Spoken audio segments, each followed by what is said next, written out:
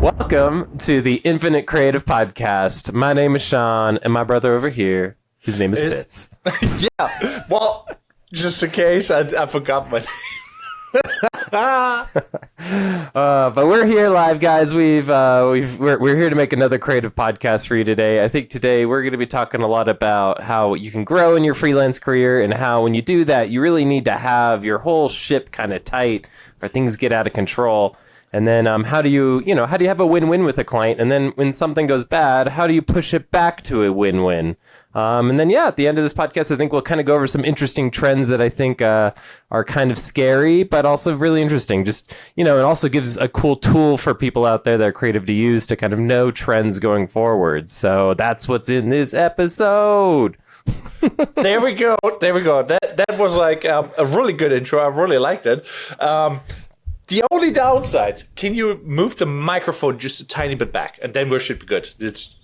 So for everyone watching this podcast, there was at least 20 minutes of us having some microphone issues. So at any point in this, if I start to sound like a Klingon, then everything's working perfectly then. Yeah. So let's talk actually about that. Because in a business, this is basically what we have to experience. You do something repeatedly, and there's sometimes things coming up that shouldn't come up, or you think like you figured it out, and there's like reoccurring issues, new issues, and that's like a thing where you have to push through. What is tools and mindsets how you deal with that? Because like you're more the frustrated guy when it comes to that, and I'm the relaxed guy.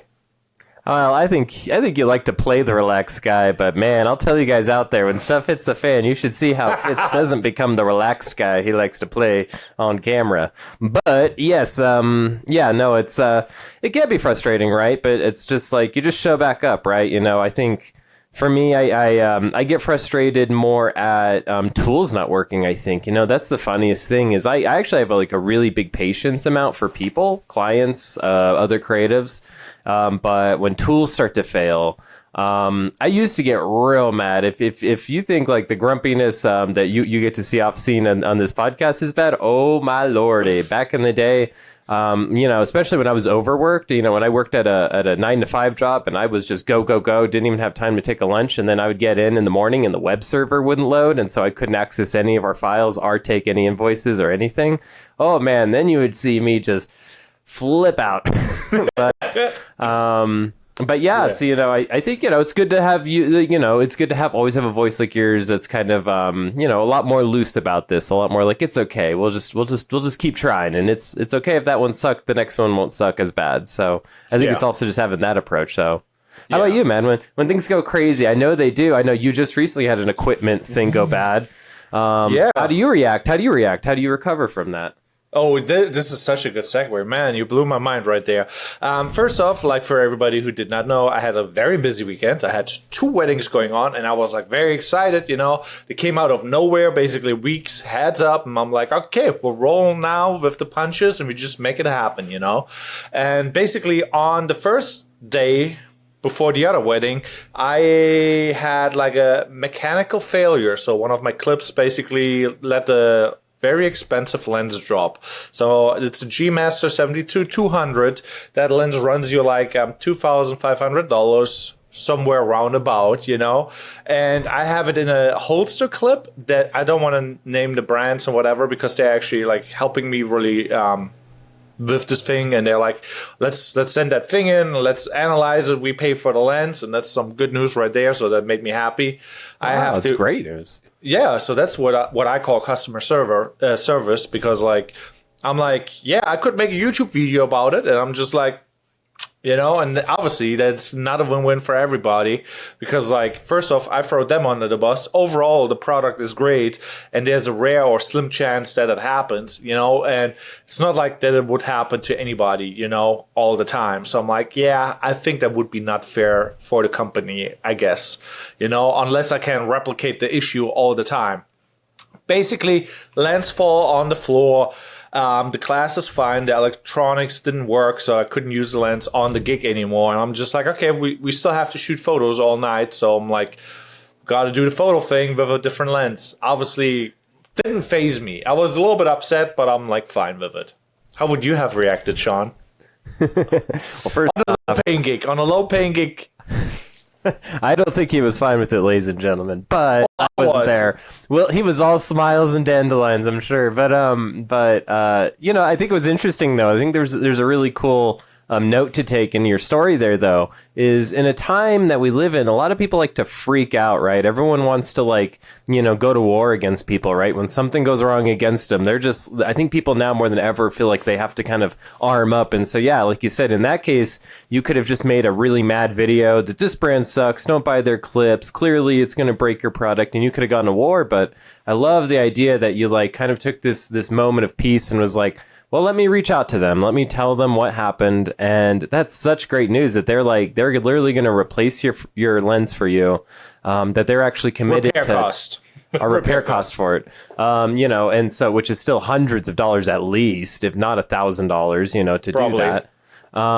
So that's really cool. I mean, I think that's a really cool thing. And you know what, I'm trying to do that better in my career of try not to have those freak out moments, right? Because I've kind of said it before on this podcast, but I've called it protest behavior, right? Where you feel like someone slighted you. So now you're going to do something to slight them right back. And that's what creates this kind of lose-lose. And I love what you said right there of the win-win. I think we always talk about win-wins in terms of when we're getting a new client, but when something hits the fan, can you turn that into a win-win? And I think that was cool. Yeah. Also, on the second day of the other wedding, I got presented with another weird scenario where I was nothing was going well on the weekend. You could assume, but in the end, because on a wedding, there's the groom and the bride, and they are splitting up and they only see each other on the wedding. And you need two people to, basically capture both sides of the whole event. I split my gear and I was like, okay, the second shooter basically has half of my gear. And if I do a ceremony, I have multi-camera setup. Second shooter basically just arrived with the bride. So that basically meant no setup time for the ceremony because the bride is basically ceremony starts when the bride shows up. So it's whew. And I'm like, okay, got to roll with the punches. And you got to be quick with your stuff. And that means you need to know what you're doing and how to set it up. And I was a little bit panicking, but I was overall, I was fine. But that is a thing where I'm setup times, preparation, having your to-do list basically ready is very important. And you kind of talked about it, I think 2 episodes ago, that you kind of have to have a to-do list or a checklist that you know what to do in which order. But you also have to understand it has to be habit that you, even if you don't have the stuff, you still need to figure out how to make it happen.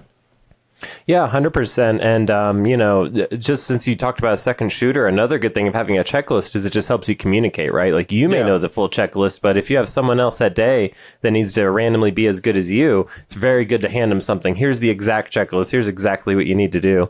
So yeah, I'm good. I'm glad you're starting to use the checklist and you're seeing that checklists 90% of the time may not even be needed, but that 10% of the time it's it's golden. It's it's your light in the middle of the darkness. Yeah, and it can really save you in case everything goes according to plan. Then the checklist is very powerful because that's where you kind of slack, you're dialed in and you're everything will just run as smooth, because we've done that now. For example, with this podcast, we've done it 40 times or so, 30 times. I don't know, 40. I think it was 43, really. Jeez. half 100 nearly. Yeah, we're moving on up, man, quickly. Yeah, but basically when you become experienced, you slack, and if you slack, you make mistakes that you wouldn't have done earlier, so it's kind of a good reminder oh yeah, we should make a checkup, we should do this, we should make a checklist, even though we've done it nearly half 100 times, and that's powerful. Yeah. Well, and I think we've seen, you've definitely had enough projects to know that that there's parts in a project that go well and parts in a project that go bad, right? And so the parts which is usually the beginning of the project where it's going well, everyone's bright-eyed, bushy-tailed. You get to start with a clean slate and you move fast. They're at the beginning of almost any project. You actually tend to move really fast in the beginning, right? Because it seems like there's no obstacles really. What checklists are good for is when stuff gets awkward. So I've had a couple things recently. I'm kind of like you. I've kind of gotten a little overbooked the last few weeks. I've had some old projects now run into new project timelines. And what saved me is the checklists, because I've had some projects get delayed to that awkward area. A lot of web designers will know that area where you get to the 80% of it being done, but then that last 20%, either the client keeps wanting to change things or things aren't lining up on the code end or something's happening. It's like stopping you right in front of that finish line. Yeah. That's when I forget stuff, is at the very end of the website. That's when you forget the ADA compliance. That's when I forget to hook up Google reCAPTCHA. That's when you forget that the privacy and the terms of the website need to be written, and you need to create a sitemap and a sitemap.xml, and you forget all these little details because you're like, the project's already over on the deadline. I'm frustrated. I want it to end. That's when things start to get forgotten, is right when you start to get frustrated and you want it to end. That's when you're like, your mind starts to be like, let's just delete out all that stuff and get to the finish line. And so the checklist for me has been great there, where it's like, nope, you have this checklist. Remember these things before it launches. And it's been so good because I've had my finger go to that button to be like, launch. And it's like, nope, you're not ready yet. See, the checklist says you're not ready. Yeah, so that is actually like a phenomenon where I'm dealing with, and it's like, okay, quick, done, happy, that's my, I'm like, get it out of your pipeline, just get it done, just upload it, even if there's a little mistake, whatever, that is obviously sometimes good and most of the time not good. So it's like, how do you step back and tell yourself no? I'm just like, let's think about this, and you make the pain a little bit longer, How do you motivate yourself to do this? Like, push it another week back. If you could just like, lunch, Yeah. I struggle with that. Yeah, no, it's true. I'm struggling right now with the overbooked. I think this is the part where a lot of freelancers get to, where it's hard once you start just like having, the deadline for something was 2 days ago, and then another thing was yesterday, and you have a deadline today, and it's like this whole, do I do it was 2 days late, or do I do what's due today? Do I try to get in front of it, or do I try to keep playing, And I think, with that, I love your approach. I think like listening to things that you've said has helped me, of like, and just being honest with the situation, right? You're behind the ball. And like, I've had to tell myself that a couple of days, like, Sean, if you were like caught up, yes, I would want to do it better, but you're not. Like, the reality of the situation is you have 4 projects that are behind the deadline, and this one's about to be behind the deadline. You're about to have 5 projects behind deadlines now. So we're not in the place of we're trying to get awards. We're not in the place of doing cutting edge. We're in the place now of, get it done, get it to finished, get it to launch. And so I think you have a really good approach to that with the whole, at least the idea of like, don't let good be the enemy of perfect. Yeah. Don't get something done because you want it to be perfect. Just get it done. It's done is better than perfect. So I think, that's it. So on that note, like, it's like with having the checklist, and like you can actually put a lot of polish on something, and I never know how much polish I should put on something. Usually I feel like I'm a very guilt-driven person, but I'm also like, if I'm not guilt-driven, boy, oh boy, you will get what you pay for. And I mean that literally. So if it's a budget project, and I'm like, okay, I feel like I did more than I should, But obviously, as a customer, you always want to have the best of the best, and you want to be flash of like, oh, I just paid this and I got that. Wow, And it's like kind of hard to do if you're like, you're like sour. You know what I mean? So I rather work out of like, oh, the client paid me so much, I need to make this work, versus like, we created a win-win. Now it's like, time to shine. Just like, let's say I worked for exposure, for example. It's really hard if you just work for exposure to make something good, even though this could maybe lead to something else, like let's say it's spec work. Like you make that banger website, and you're just like, you have all the rights to the website, and you can just showcase that to other clients, for example, as promotional material.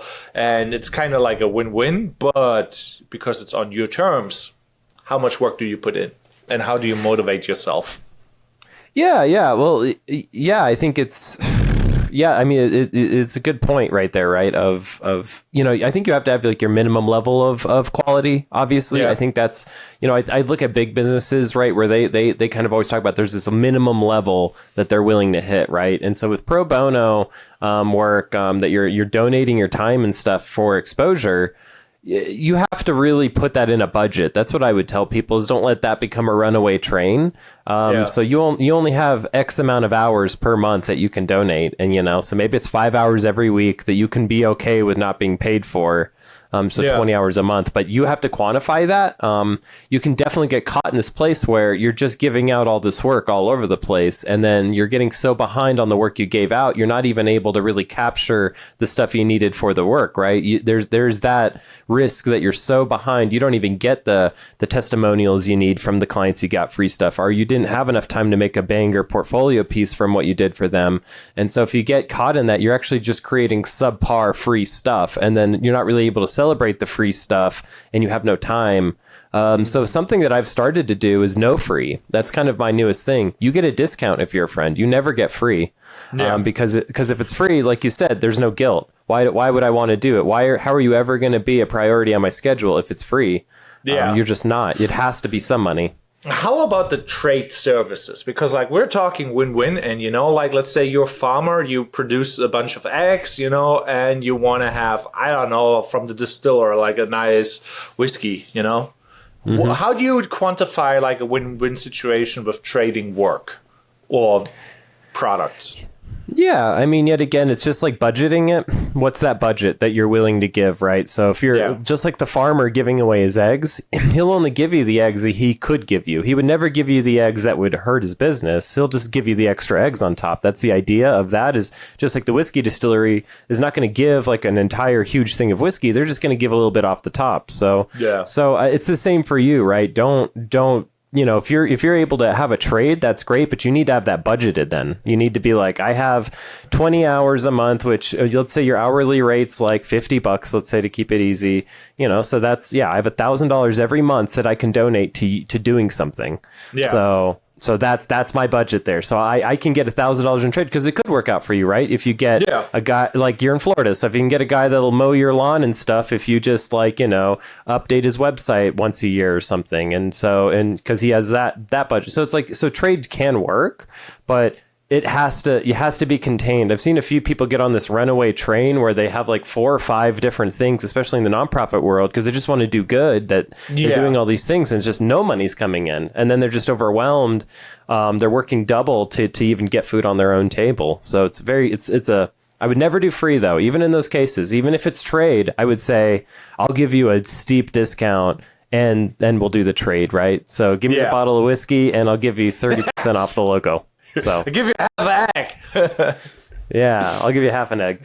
So it's like, so I think but I think you're right, though. It's good to have that kind of mentality, though, that you're willing to do some free work.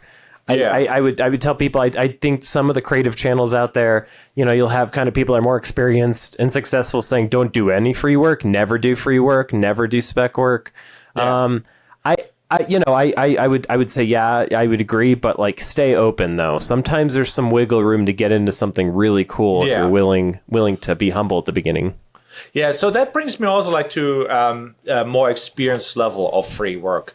That can sound now a little bit sleazy or like a little bit scammy, because like, well, I gotta be honest, let's say you're a photographer, or a videographer, and there's models. They want to have, I think it's called TFP, or like photos for modeling, basically, or something like that. I forgot the term because I'm not doing a lot of like model shoots and whatever.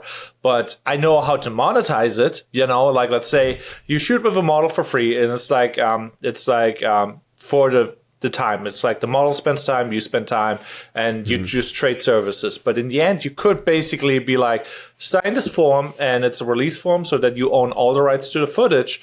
You could then upload that footage to stock sites. You could arrange the 1 hour with the model to get like a sponsor, where the sponsor is like, oh, I'll get some bikini shoots out of it, and you're basically getting paid from the bikini manufacturer for using a model on a free shoot. And that is like one of those things, like the more experienced you are, the more levels of like making a free thing work for you. But that also needs to be communicated, because it could turn really sleazy if you make money and the model does not make money, Yes and no. I mean, it just depends, right? Because if you're the one that's organizing the entire thing, because what's cool is you created a lot of win-wins, which is a good thing to do. So the model wins, you win, and the brand that they're modeling for is winning. So I think that's not a bad thing. I think, like, yet again, if everyone has their own, because, the model is responsible for whatever her free budget is, just like everyone's responsible for their own kind of free budgets that they're able to put into something. And if you made a little bit of money on that, I don't think that's a big deal, right? I mean, if people didn't make money in the nonprofit world for connecting free options, there would be half the jobs out of the nonprofit world to be gone. Yeah. That kind of brings me back to like a topic. I don't know what you think about this train of thought, because there's nothing for free, because like, yes, I shoot something for you for free, but what do I get out of that? So that should be your mindset. You should not want to give something or get something for free. You want to be like, why does that person wanting to work for free? You know what I mean? Obviously, it still can be a win-win, but you should be aware if a person is willing to do something for free, there has to be like incentive, and you should be knowing what is the value of that. Yeah, exactly. Because if it's not, then it's just a gift, right? And are you going to just gift people stuff all the time, right? And I think one thing too is disconnect your own ego from the equation as well, right? It's not about you being the hero. It's not about you being awesome. There's a point too where you need to just be like, you're doing things for reasons, right? And to help people can be one of those reasons, but yeah, you can't do it to the detriment of you. I think it's the old adage of when you're on a plane that's crashing, put your oxygen mask on before you put the oxygen mask on of the person next to you. If you lose money, if your business falls apart, then how can you help all these other people? So it comes down to that too. And feel free to communicate that. It's been interesting as I've been into some situations where maybe I was working for free or cheap, and I just communicated that this is no longer helping me and that I'm actually starting to lose because of this relationship. And you'd be surprised that as long as you were real from the beginning, they may be very open and be like, you know what, you're right. You shouldn't be struggling. Let's see how we can figure out how to make this better. Most people are open to that as long as you communicate it. Yeah, and it's also like having an attitude, personality-wise and whatever. Let's say you get into this deal. You're like, okay, you're all bushy-tailed, like you always say, like excited. And you're like, let's create this win-win situation, and like you get sour over the time. And then it's like, okay, the client wouldn't want to work with you if you're sour for something you wanted to do. So it's like, you have to be honest and you have to be able to communicate like, hey, this is not working out for X, Y, and Z. Still love you, dude, or whatever, And I like to create a win-win, but I need to at least hit those cornerstones or those benchmarks. Yeah, 100%. And, and sometimes, and this will happen, is that, you give something and then there's a point in it where you start to realize we didn't estimate this correctly. I've been in some projects where I've given them a discount, but the project needed to only be a month long. And then here we are at 2 months long because they keep trying to make it better and better. And I've had to have that awkward moment where I've had to be like, hey, so what I had promised before was doable, but here we are now. And we need essentially the free meter is running out, right? So if we keep doing this, in a few days, the free's out. And just so you know, I'm going to have to start charging you from this point forward. And I've had to have that. And yet again, is what's interesting is as long as you're good at communicating that, not in an aggressive way, because I think a lot of people do that too, where they're like, they want to give a gift and then they get mad later and then they're mad at the person. Thank you. Oh, yeah.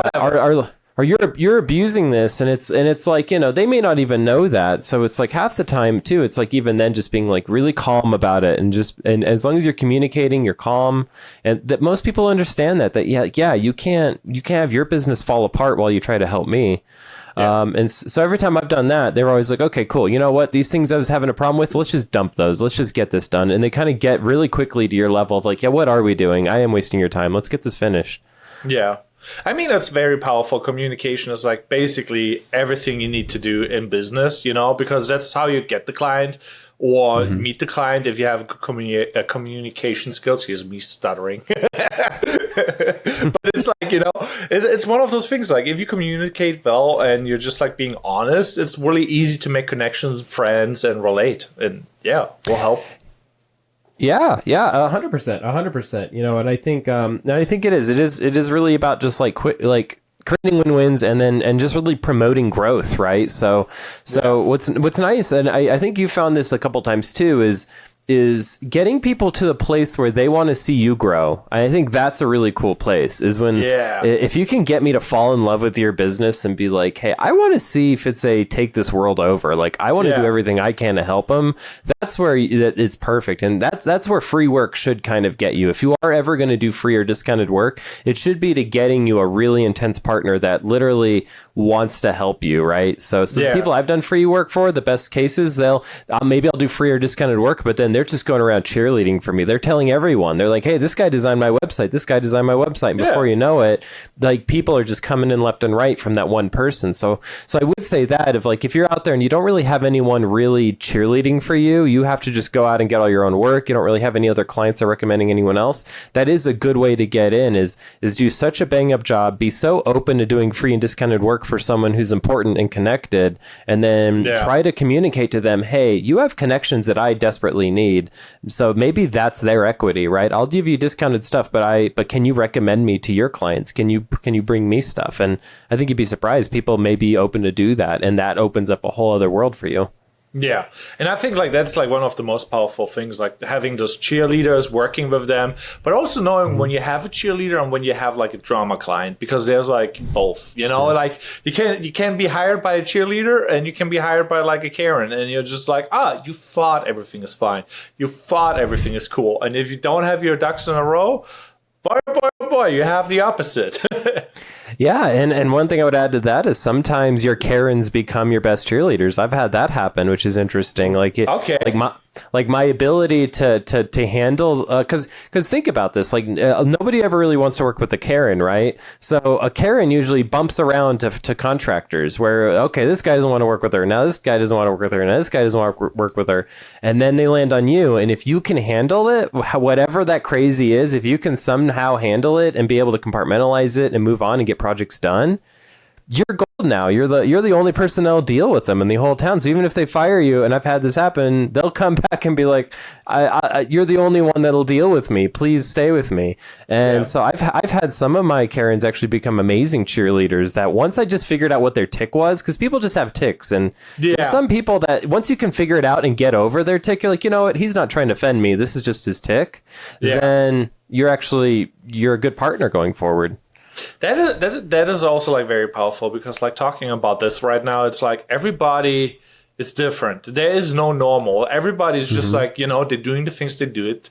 And they live for like 20, 30, 40 years and they're set in their ways, and it's not like that they're evil people, they just like had their life experiences and that's why they do what they do. And it's like, we should be like very open to see like, oh, they see life in a different light, and we maybe should be like, I maybe take a little bit of that and adapt it to my thing, or maybe I should look out for that because there's maybe more people like this, and you will get like a feel for personalities, as people who are very like strict and very by the books, that and whatever, and then there's people who are very loose and they're just like, oh yeah, I come like somewhere around that time, we're good.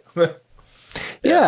Well, what's funny is like I learned when I left art school, I thought all my clients that I would like the most were going to be the creative freebird clients. I was excited to work with those people, but they're actually kind of the worst clients in the world. Like I actually tend to, who I love is the grumpy middle-aged women and men that just want to get something done. They're direct. They're like, here's the email of exactly what I want. Here's the timeline. I've planned way ahead of time. They're like very anal retentive, but I love that. It makes it so easy to work with. So it's funny, like even your idea of what your perfect client is may be wrong. You don't really know until you start to get other clients, because like I said, I when I left college, I thought my perfect client was going to be the artist or this creative entrepreneur, some Elon Musk. But what I learned is those guys are nightmares to work for. It's a nightmare to work for like an Elon Musk, right? Where he's just barking orders at you. He expects you to work intensely. He's not being clear about his own communications, and it's actually the boring people I love working with. So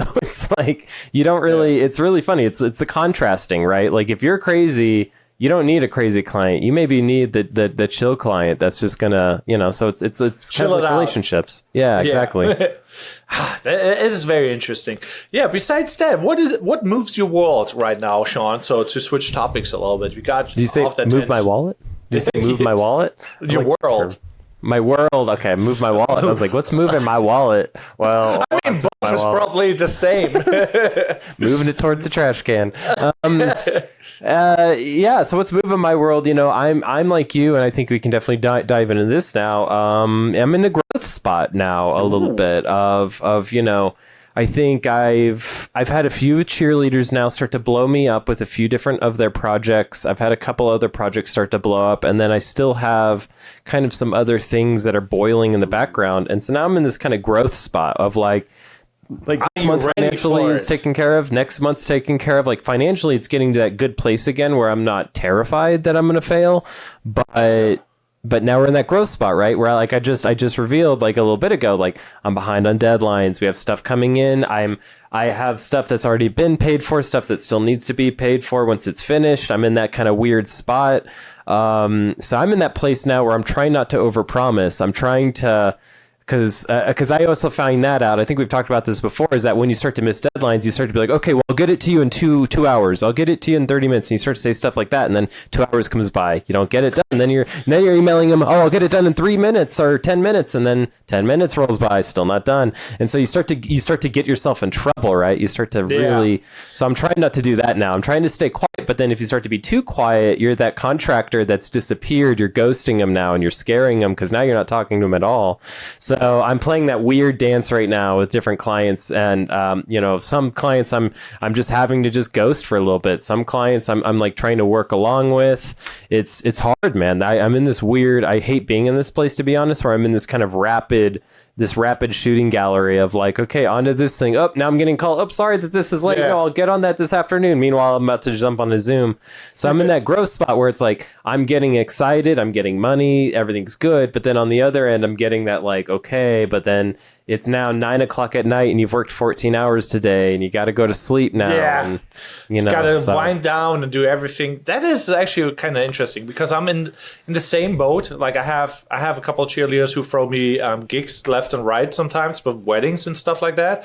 I'm like, I appreciate them and they're good people, I'm just like, oh, next month I got a couple and I'm like, okay, we're getting there. This is more than before. And obviously you win, you lose some, but talking about it's 9 o'clock and you're overloaded and you have to wind down. And I'm just like, what should I do? And I'm like, okay, yesterday, for example, I'm like, let's pop up like Factorio, play some video games. And I'm just like, it's kind of funny because like in Factorio, you produce resources with a mining facility and you can improve that, and you have to figure out how can you grow faster, and you can grow like really, really, really, really fast. And if you just learn the game, you barely just grow. And I'm like, oh, I'm in this phase and I actually have no idea what the next phase should be. And even that is not even optimal. So I'm like, I need to figure out, I have like a business leader or a coach who could take me like, hey, you need to do X, Y, and Z because X, Y, and Z is the most important. And right now I'm in that phase where I want to grow, but I don't know what is the most important. And now I'm like, oh, I need to figure out who did this already, who can give me the blueprint for the most effective way growing and scaling. And now I'm like, oh, that's what business coaches are. And, and that's where everything comes together. I'm just like, because I did not know if I would like get now like 10 more clients. I'm like, okay, I probably would upgrade my website, probably would pay some editors to do stuff. But is that actually all that I could do? Or is there something else I could do, So, well, yeah. Yeah, I think that's great. I mean, I think you're right. I think getting someone to mentor you would be very helpful, right? Like if there's a videographer that is more advanced along and getting their advice, like what did you do to grow? Like what are things you had to overcome? How does it feel for you, I guess? Do you feel more excited about it? Do you feel nervous? Is it that kind of equal mix or? Yeah, for me, like right now, like with like the stuff that's coming in, like I don't know if I lost a client because like the ghosting kind of sort of thing, but I got scheduled for something, so I'm like, something is not lining up, so I have to touch base. What you always should do with like your clients, as Sean said in the last podcast or the podcast before, I don't even know anymore. But I got a couple of weddings lined up, so I will be fine no matter what. So I feel happy and content. but now I have to make the work. And I got like a free project that I can shoot and film and do all sorts of things with it. So a Chinese company sent me like a underwater housing for a diving case or whatever, like for your phone.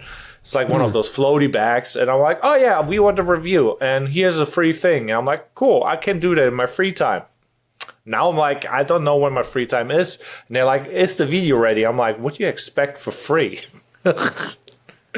Yeah, well, they expected something, right? They expected just a video, but yeah, I think that's where you get to the what can be cheap, what can be high quality, and so like the Chinese case thing. That's a can you get that to an hour? Can you literally record and edit a video in an hour? But obviously I don't want to, so I'm like, I want to take my time and make it right, So that it doesn't feel like, oh, if it's just uploaded like a Chinese review thingy and it's like it's shitty, because the product is good and I like it, but it doesn't fit into my growth. And I'm like, oh, now I see the value of saying no to certain things where I thought like, oh no, give me everything.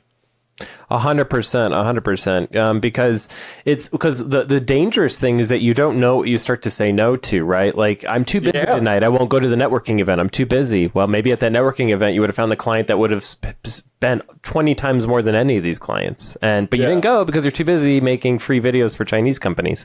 And so, that's the thing is you don't know the opportunities you give up when you're overloaded. Like, that's where I'm at too. And now that I have my art on the side, right, that I'm doing the painting, that's a very obvious one too now, where I'm kind of in my head, I'm like, this is great that I'm busy, but for every moment I have to do the web design, for every moment that I have to do these things, I'm not painting. And so that goal can't get up to this high level until I have more room to do it, right? So like currently, I'm working till 9 or 10 at night. So do you think I'm painting after that? No way. My eyes are like I'm like cross-eyed. I'm like done. I'm like game over.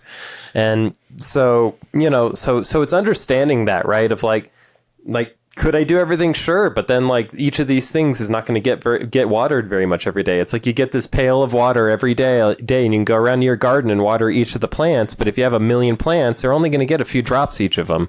But if you could just focus on one, if you could just be the king at that one thing, then you're putting all your water into one thing then. And so if I could wake up every day and literally just do painting every day, my paintings would be at a such higher level than they are now. I'd be in more galleries. If I used all this time to promote my art, get into galleries and paint and, Yeah.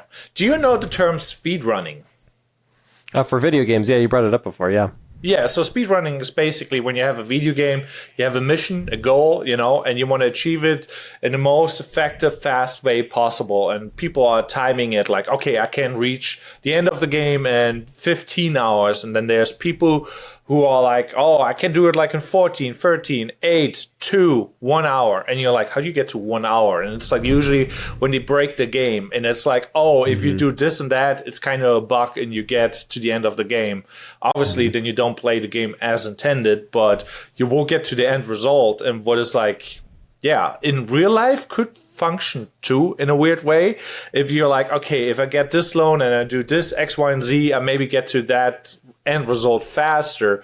But the legalities of everything is like, if you break the game, it's like, oh, you cheated, somebody for something, and it's not fair. But there's always a way of doing something faster and more efficient. And I like seeing like, how can you, abuse a situation to your benefit in the most effective way, legally speaking, where it's like, oh yeah, you can do that. It's fine. Nobody really said anything against it till like the government comes in and it's like, oh yeah, you shouldn't do this, but you have to look out for situations where you can grow fast. Yeah, well, 100%. I think there's ways to do that obviously aren't going to be illegal or that aren't going to like upset your system so much that people don't want to work with you. But I think that comes down to, can you frame the question correctly, right? Can you see the friction points, and then can you, right, with use of AI, with Google, or heck, even going to the library, can you start to really focus in on what is the problem you're trying to solve, right? So like for me, like right now, what is the problem Sean's trying to solve where he has too many clients, not enough time, well, then it's where is the time? And that's where time tracking really comes in. I'm always kind of preaching that to use a time tracking app.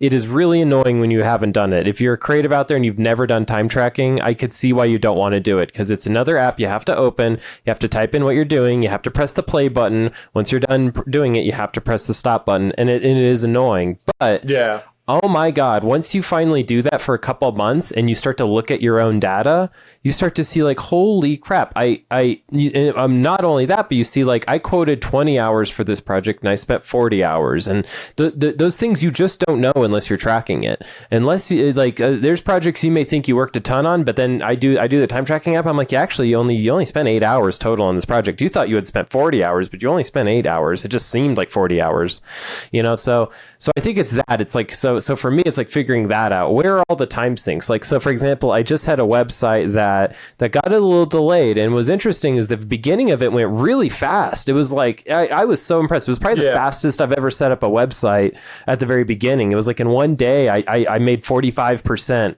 of the progress on this website in one day, which is nice. Insane.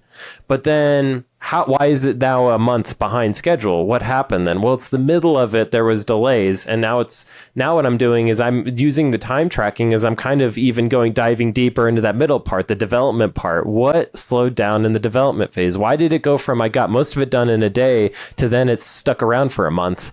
And so it's like forming that question. And then, so let's say I break that down. Let's say, okay, well, I found out that it's when we did the e-commerce. The e-commerce is what took up most of the time. Well, now there's a problem for me to solve. The e-commerce has taken too long for me to develop. Is it the checklists? Is it I'm using a bad platform? Is it the fact that the client's making it slow? And once you start to frame that stuff down, then you can actually start to do those cheat codes, like you said, right? It's like, then you start to actually be like, okay, well then what's the cheat code to that? What's the cheat code towards this one problem? Yeah, and I mean with cheat codes, like I mean it like, when something new comes out, like for example, Instagram Reels, if you do short form content, before it was hip, you would blow up. You get 1 million views because you said the right thing at the right time in the right format, for example. And that is like, that is like an amplifier of like, oh, the situation is getting like rewarded right now, and you should just abuse it and just like pump that content. And for example, right now, that type of content is about to die because people are like, they're realizing they spend too much time on the phone and they want to spend less time on the phone and they want to be like real, So this growth factor and this amplifier and this cheat code for the system is like getting diminished or normalized. So if you make a reel, you get like similar soon, like the same engagement as like photos, where it's like barely anything because like then it's not anymore the hip thing, nobody cares. But obviously, stuff like that is like, you kind of have to take advantage of a situation that is like, oh, gotta abuse it as much as you can, Yeah. Yeah. Well, I think that's actually a great segue kind of into what I wanted to talk about with like understanding trends, right? Something that, I think it's always asked in interviews. It's always asked by like kind of like really sophisticated clients, but is the question, and you should be ready if you're going to go into interviews out there, be ready to answer the question, how do you gain inspiration in what you do, and where are you looking to find newest trends in what you do? And if you can't answer that question, then you need to figure that out immediately, right? So if you're a videographer and you don't know where you're finding your trends, then you need to go find them. And if you're I see what you do. I see what you do. He's lining up that segue like he's like hitting it hard. I'm pretty good with the segues. I'm pretty good. I'm a master. But so with that, I think so what's a good tool to do that? So my favorite tool to find trends is Google Trends. I think that's something I still use this day, and it's funny how many people still don't even know about it. Or they use it when they need it, but it's like it's definitely a tool that you should really use in kind of any planning. So if you go to trends.google.com, you'll kind of find this tool. So I'll go ahead. I'll share my screen a little bit. We could do a few trends here, which they're kind of fun to do.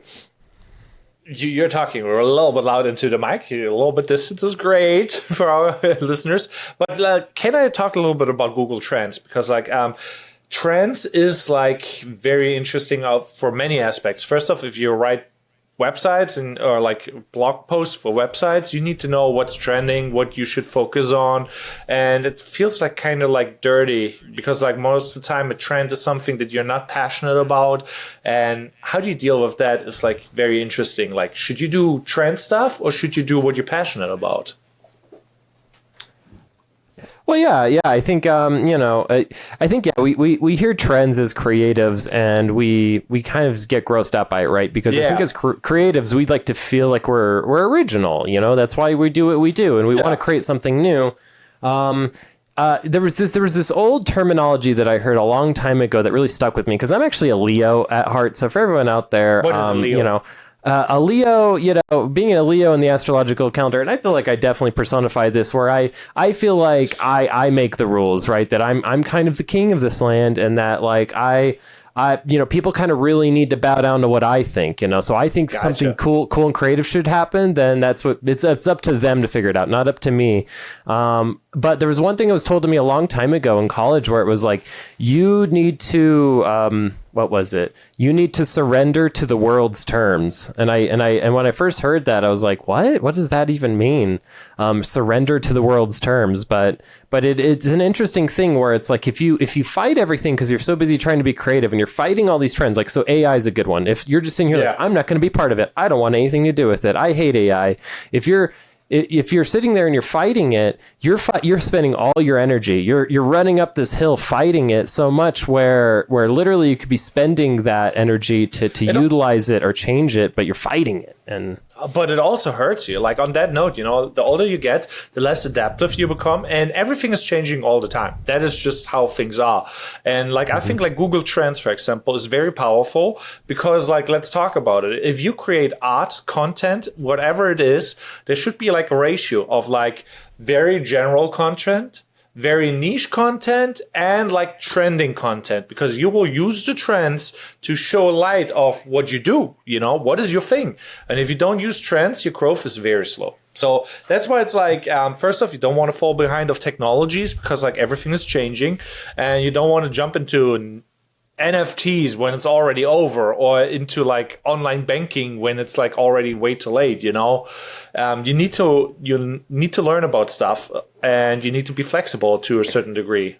Yeah, but knowing how things are tracking is so important. So really quickly, you said NFT, so I'll just go ahead and put it in here. I just want to show people kind of the power of Google Trends. So first off, you can really get into, is it a search term, is it a topic, things like that. I won't get into kind of being a power user of Google Trends, but so we'll just use the search term right now. And so what's cool about Google Trends is it's going to show you kind of what is the trends based on search history for this thing. So right now it's actually, there we go. So as you can see, this is kind of giving us a view right now of just the past day. So in the past day, it's been kind of dead. So that's not really useful for us. So I'm going to go to 2004 to present. 2004 is when Google Trends started. So we'll do it all time. So you can see that NFTs peaked around January of 2022 is when NFTs had peaked to its crescendo. Max. Yeah. But now it's on the decline. Even now, it's still on a decline compared to January of this year. It's on the decline, right? So you can already see now, if you're somebody that's looking to get in the NFT market, you've already kind of missed that up and coming part, right? You've already missed that. So if we like kind of just go to like the past 90 days. So what's interesting is you can really start to break it down to even soon. So now what's interesting, we're seeing a jump here. Why is it popping? So now it's popping. Yeah, so that is like a interesting thing. I want to go kind of back to like the trends and phases, Everything comes and goes in waves. And, like after something is established, it's a new wave, and there's a new season that happens where certain things are like more common. Let's say it's summer, sports stuff, like for example, sports injuries. Let's talk about like because I have a physician. Can you Google like something like sport injuries or something? I think like that will be like, or knee injuries are like more popular in the summertime over the winter. I assume right now, Let me do that next. I had one kind of already ready to go that I think is just interesting. Another use case. So let's park that. We'll do that next here, right in 1 second. Yeah. So real quick here. Another thing is what's the career, right? So I know a lot of our listeners are young people, right? They're like, what is the creative career path to get into? Where, so here's an interesting kind of comparison I kind of already had up here. So let's say it was between being a web designer and a videographer, where I can kind of start to see where is it tracking over the long term? Which career path is getting, so this is how many people are searching for a web designer versus a videographer. And what's interesting, web designer used to be winning by a landslide. Look what happened around 2015 though. Well, now web design is actually less sought after than a videographer if we're going by search terms. And so you start to really realize that if you're looking for a new career path, you'll actually start to use this stuff to kind of see what is on the decline, right? And so by looking at this, you could see that videographer has stayed fairly consistent ever since 2004, that the importance of a videographer, you could argue, is just as important as it was back then, where web design, being a web designer back in 2004, huge deal, where now it's less of a deal. But here's the thing too, like you can see like data in many ways, because like obviously you could say like, oh, it's less searched after. That doesn't mean that it's not more important, like you need the website, you need to have content on your website so you get booked, and if you're a videographer and you don't have a website and you don't show up in the search for a location, like I think right now I'm not really doing, but it's like that would amplify your results, so that means like you're a rarity unit or, a thing of rarity, what could be more valuable now because there's less. Exactly. I 100%. Yeah, I also like how you hold the headphones next to the microphone and I hear myself. Yep. We're lo-fi around here. So this is your sports injury that you talked about. So you do see this interesting spike. So kind of like what Fitz was saying, this gives you an interesting idea of during the year. Well, it seems like more people are having injuries, are looking for it at the beginning of the year. Between January 1st and January 7th is when more people are looking at sports injuries than usual. Yes. So now I'm kind of interested because like I would have assumed, there's like when you do video work on YouTube, for example, there's the Christmas season. And if you do like product reviews before Christmas is like the prime time to make reviews. People are looking up stuff because they want to buy the right thing. And if you want to push content, it's the time to do it in the Christmas season, if it's product related. And obviously people consume less social media in the summertime because they're going outside. Can you do like MCLN injuries and stuff like that? I'm just like very curious. Oh, sorry. Sorry, what kind of injuries? Yeah, knee injuries. I'm just like very curious for my one client. MCLN. MCLN. Oh, MCLN? Yeah, CL. Yep. No N, just the L. Or N. Yeah, I'll fuck it up right now. I cannot spell or write. Yeah, just search and see what happens. Huh. This is very stagnant. Well, and which makes sense. You wouldn't see a huge, people are getting knee injuries all year, but yet again, you're seeing a little bit of an uptick, just kind of in the last one, it almost upticks during the winter. So that tells you that more people are trying to deal with their injuries near to the winter. And that could be for a few reasons. One of the reasons could be that your insurance policy runs out at the end of the year. So if you've already used your deductible, then of course you want to get your knee injury checked out because you met your deductible and then it resets in January. So there's multiple things that could be kind of making these trends, but if you don't know the trend, then you can't really speak to it. I can't tell you how many creative meetings I've talked to people where these creative people just pull stuff out of thin air. Well, more people would be looking up sports injuries in the summer. You don't know that. You didn't look up the Google trend. You don't know if people actually are. You just assume that. That is very powerful because like you really highlighted that right now. And I'm just like, yeah, I would have assumed, but it also could be like, okay, in the winter it's colder and it's more likely that you tear something because it's cold and you're not warmed up. The reasons we don't know, but we have the data. And it seems like the data is repeating itself and you can look up that type of stuff on Google Trends, which is very powerful. And one of the things that you should do, like if you create content, is create evergreen content. And that is like content that all the time will be searched, and then you see like the seasons when it's like highly searched, like in the winter, summer, spring, or whatever time. Yeah.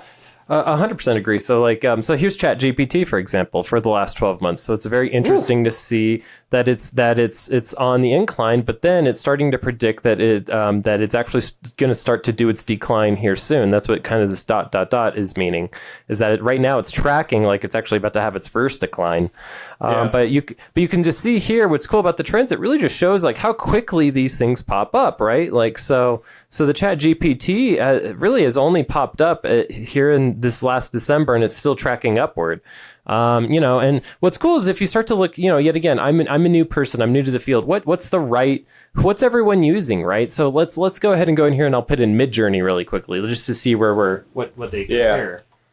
Yeah, and I think like this is also like a thing, like if you do like this type of research, there's more and more tools coming out, and if you just like look too quickly, let's say ChatGPT 3 is everything AI in your head, but you don't know that there's more companies starting more AI stuff, you could misread the trend, So you actually have to do some work and research a couple things in that area. It's not just like one term that you should look up. There should be like Firefly I think Firefly is now the new AI thing from Adobe. I'm not 100% sure because there's like so many things like launching right now. Yeah, you see that. But you see, you're getting the uptick though. So while there's a downtick of ChatGPT, there's a huge uptick of Firefly. So you would say if I'm making content, I shouldn't be focused on the ChatGPT because it's actually about to go down. What's on the up is Firefly. Make a Firefly video. So having this type of thing, I say is so important. If you're at the beginning of a project too, or you're going to be doing any marketing decision, because yet again, I'm always running into graphic designers who act like marketers or videographers who are acting like marketing people. If you're going to start to make these big calls where you're going to like, well, no, these people are searching this, I know it, or this is the new trend.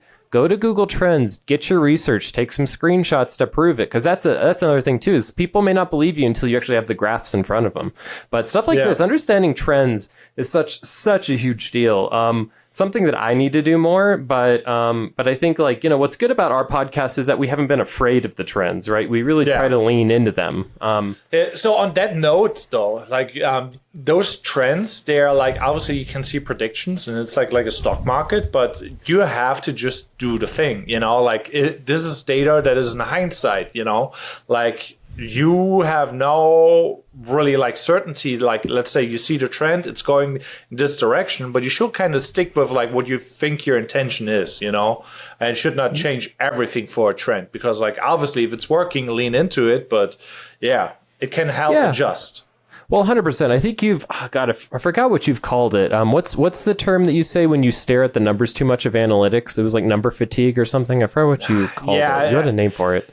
But don't give 100% weight to anything, right? All of these things just feed your kind of rubric of what success is and what you want, right? But it's something, right? I think in a world that we live in, having things to at least guide you is huge, right? So I know we've talked a lot off camera where you're trying to work on collecting. How do you collect data for your clients on things you do, right? Because that's a huge deal. A lot of creatives don't figure that out of like, how do you actually show success? We can say it looks good, but did it actually get a sale? And so I think, being able to get these tools set up for yourself and understanding things like analytics, huge, understanding search terms and SEO and what's trending right now, huge. Understanding, getting feedback from clients and getting that feedback loop. Is it through surveys? Is it through questionnaires? Is it through things like that? Huge. Cold calling, like we've talked about, and just asking people like what their thoughts are and talking to people face-to-face networking. It's huge. So it all feeds into this network. And so you can't put it all on the trends or all on the analytics it's good to have stuff to at least prove your point, especially in this world where honestly people don't believe people anymore. Everyone has access to the internet, and I think everyone has dealt with people that feel like they're a master of something that they have no idea of. So it's like the more that you can be like, no, here's this graph, here's some objective opinion. I think that just helps your case and helps you build your own kind of strategy. This sounds like a very powerful thing that you just said, because like, yes, everybody has their opinions and everybody consumes like the stuff in their circle and that shapes their opinion.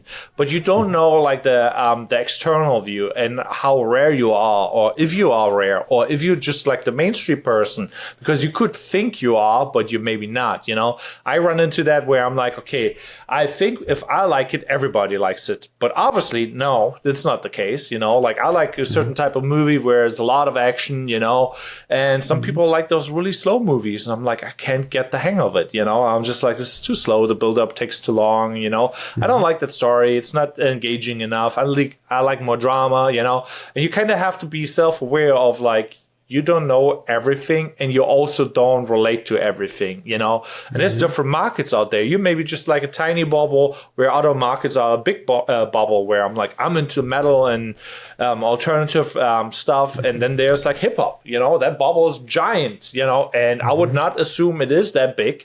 And the search terms and trends are that impactful, but they are.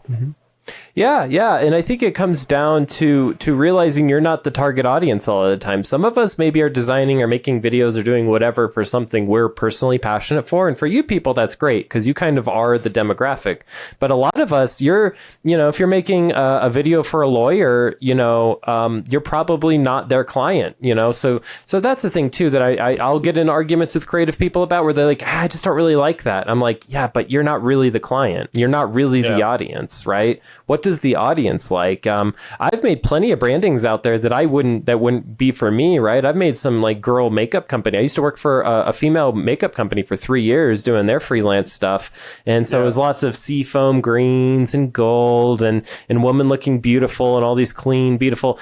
Did that really invoke a response from me? No, but that's because I'm not the audience. Wait a second, why not? You don't like the girls? Well, I do love makeup, but no, so because it wasn't for me. It's like it was for the client, it was for the audience, and I think it's so funny is when people try to pretend that they're the audience. I know what 45-year-old women want in America. Dang it, because I'm a young white man and I know it. And it's like you really don't. You really haven't done the test. You haven't looked at the trends. You haven't looked at the analytics. Yeah, but I think like it's also powerful to say you should schedule a time for experimentation, and in that time, trends is like a thing, because like they could flop because you assume the future wants this and you don't know if it will get that, and you should schedule like how much time you want to do on trends, niche content, and like your general content, whatever it is. Well, it's just a great way to figure out value, right? So let's just give a quick example. So I go to ChatGPT. I say, hey, ChatGPT, give me 20 of the best topics on freelance design that I could put on YouTube right now. Okay, it does. It does things from like, how to quote out something to a client, or, basic design principles and stuff. Fine, you have that. But then you're sitting here like, okay, well, which one of these is the one, right? It's just a bunch of things that could be good. Well, why don't you put each one of those into Google Trends? Each one of those things. Now you have a rubric of value. Now you see, okay, well, number 16 on the list is actually being searched for way more than the other ones. So why would I do the videos of those other ones? So it's just another thing to get in the process. It's because we're just in this place, right, where we have to assign value to things, and it's hard on the internet. It's hard when we're just getting stuff from AI, or we're just getting lists, or we're just getting Google search results. It's hard to assign our own value to these things. What is good information? What's bad information? What should I act on? What should I ignore? Yeah, but like I said, like having the ratio right is very important, because like let's say you always jump after the newest trend that maybe will work and maybe doesn't, because you never really establish the base of like this is the thing you do. You're just like going after I'm not anymore a web designer, I'm a videographer now. Now this is like really searched, and you just go with the flow. Like there has to be some certainty to your actions. Yeah. And I think, you brought up kind of a good point there, where it's not always about being ahead of the curve. Sometimes you can maybe plan to be behind the head of the curve. As weird as it sounds, you may be like, you know what? Oh, ChatGPT searches are going down. That means less people are going to make less videos, aka less competition now. So it's really just like whatever your strategy is, figuring that out and just making sure that all of the things help you make an informed decision, because you should be okay with being proved wrong, right? You should be like, this is the way to go. Then you look at the analytics mistakes and just be proven 100% wrong and be like, you know what, that's great. Like, it's just like an experiment. It's just like experimentation is such a good thing, which you've started to do too with all your clients of like of having this idea of like, why don't we experiment? Let's take cheap mistakes as much as possible. Let's make as much cheap mistakes and learn from them as possible. On that note, though, we did not really mention, is Google Trends free? Yep, Google Trends is 100% free tool. If you are part of the Google Cloud platform, which I am, you can get kind of a more nuanced view of the trends. So you can do things like actually get like associated trends versed on that. So if I wanted to do like two football teams, let's say, in trends, it would give me associated trends kind of comparisons based on like, okay, well, their merch versus each other, are their stadium locations versus each other. So you can pay for it, but yeah, trends.google.com, 100% free. Everything you saw that I just did, all I needed was a Google account to do. So not a hard thing to get into your loop, really. Yeah. So it's also like kind of like an interesting thing because like with ChatGPT free, people are saying search in general will be disappearing. And I kind of disagree and kind of agree, so I'm not 100% sure about it. But basically, instead of like typing into Google, how do you fix X, Y, and Z, you ask ChatGPT free to give you like how to do it step by step, and it's not anymore a blog post. And I'm like, this is kind of interesting because you will not have the data and like the traffic is going away from Google, which is very interesting to see. What is the trend with that? Yeah, let's look that up. That's a good one. Let me put that in real quick. Because like it is one of those things where it's like the future is changing. Let's just do this. Huh, interesting. Okay, let me share my screen real quick. Yeah, so what did you search? So I did ChatGPT in Google. So let me do this real quick. But very interesting. So, Google is still definitely dominating. So Google's the red line and ChatGPT is the blue line. But you're seeing it again that now that it's entered the market, you do see that the blue line is getting bigger and that you do see that the red line is kind of tracking going down. So, so it's kind of interesting. So if you go into like with the mouse a little bit back, can you go to the second big bump? Yeah. This one exactly. And as you see, like the one thing started to spike and in reaction, the red one goes down. Like the blue one spiked the first time. And people are like, oh, this maybe means something bad for Google if they don't get their shit together.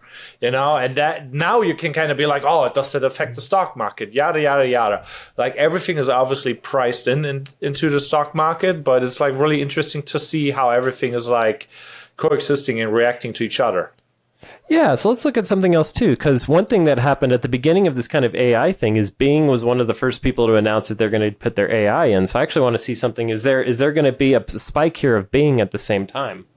Yeah. So also like now you're like asking like about the competition, and is Google like reporting everything correctly? I would say so, but yeah, okay. So you don't really see much of a bump, so that was just more of a. But yet again, it's things like that though. You have these kind of theories and then test them.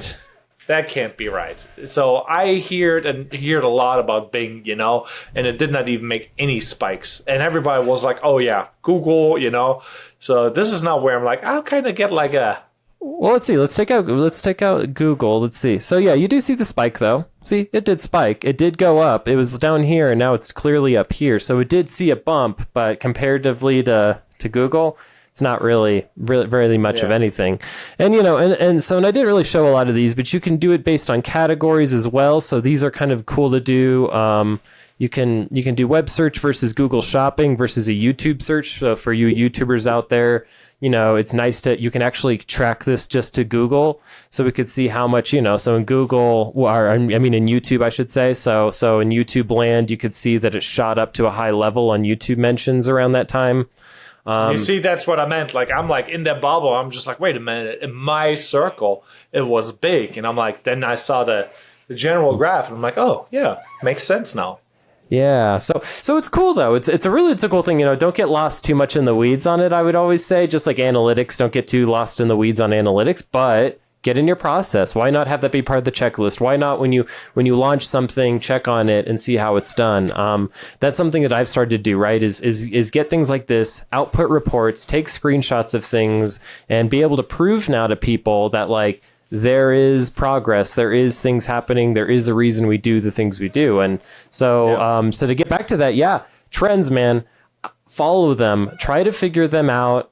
Things come and go in terms of design trends, aesthetic trends, for sure. Things come and go, but definitely just keep track of it, right? Because why should we just be shooting in the dark on everything we do, right? Why should we just keep trying to make things that we think the world wants? Why not come to the world's terms?